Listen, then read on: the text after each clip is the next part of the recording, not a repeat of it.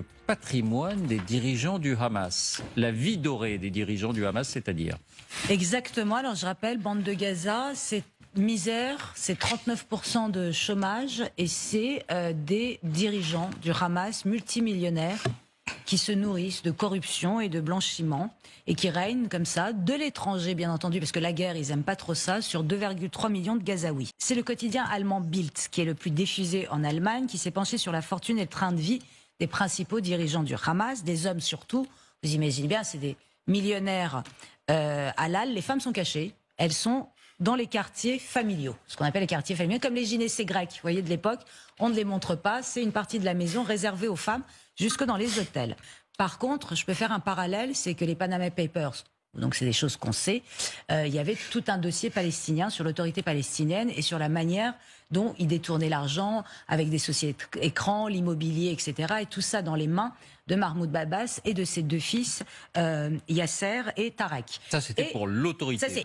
Donc commençons, dirigeons-nous vers le monde merveilleux des millionnaires du Hamas. On va commencer par le chef, évidemment, Ismaël Haniyeh, que vous voyez à l'écran, que nous avons beaucoup vu ces derniers temps, 61 ans, père de 13 enfants, donc c'est le haut dirigeant du Hamas et le chef du gouvernement à Gaza, qui dirige, je le répète, depuis la Turquie un peu, mais il préfère quand même le Qatar et ses grands hôtels.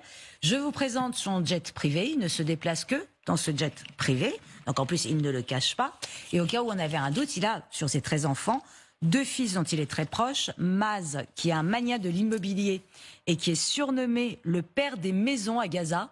C'est pour vous donner une idée du fait que y a rien qui ne se construit sans Maz derrière. Donc il tient tout l'immobilier. Donc évidemment, ça fait énormément d'argent qu'après il réinvestit dans des sociétés écrans. Nous allons revenir dessus. Ça vous donne juste une idée.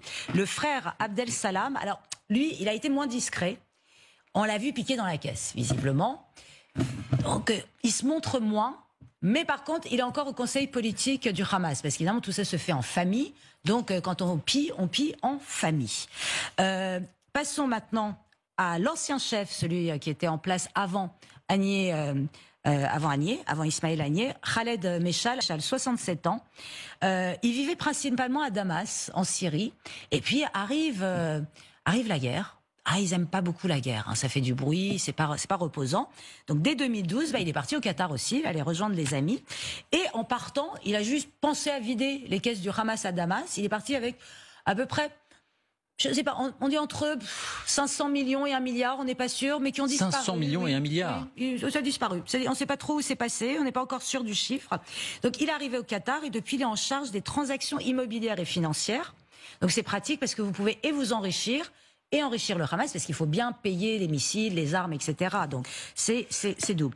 Sa fortune à lui est estimée à 1,5 milliard de dollars. J'ai oublié de dire que la fortune de la famille Haniyeh est estimée, lui, c'est autour de 2 milliards. Voilà. Vous avez ensuite, alors lui on le connaît bien parce que c'est comme un ministre des Affaires étrangères du Hamas, c'est Moussa Abou Marzouk, il a 72 ans, il est père de 6 enfants. C'est un peu le numéro 2, on l'a beaucoup vu effectivement réagir. Alors lui... Modeste, 6 enfants. C'est moins que Haniyeh, 13. Oui. Il a vécu 14 ans aux États-Unis. Il avait une green card. Il a quitté les États-Unis pour la Jordanie en 1998 parce que les Américains ont commencé à s'intéresser à lui, remarquant que peut-être qu'il finançait quand même un peu le terrorisme.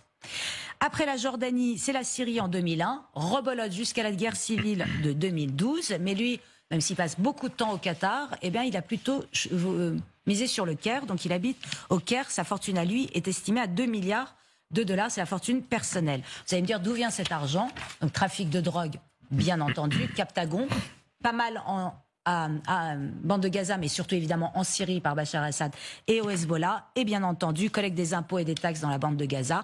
Vous avez aussi tout le détournement de l'aide humanitaire et enfin tous ces sociétés écrans, l'immobilier.